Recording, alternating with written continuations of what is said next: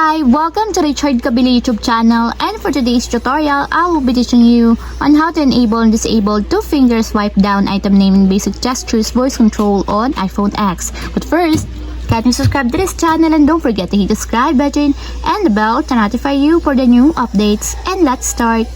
Using your iPhone X, from your home screen first, go to Settings. Then in the settings, scroll down and find the accessibility and then top. Then in the accessibility, scroll down again and go to physical and motor section and then tap the voice control. Then in this part in the voice control, go to this section and then tap the customize commands. Then in the customize commands, tap the basic gestures. And then after that, in the basic gestures, scroll down again and then find on top the two-finger swipe down item name. Then in the two-finger swipe down item name, as you can see that it is already enabled. But you have to activate also the switch button under the confirmation required to fully enable the two-finger swipe down item name and basic gestures until it becomes green.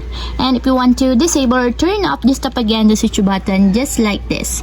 And that's it, we have successfully enabled and disabled two-finger swipe down item name basic gestures voice control on iPhone X.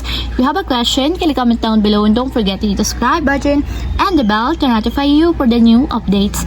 And thank you for watching.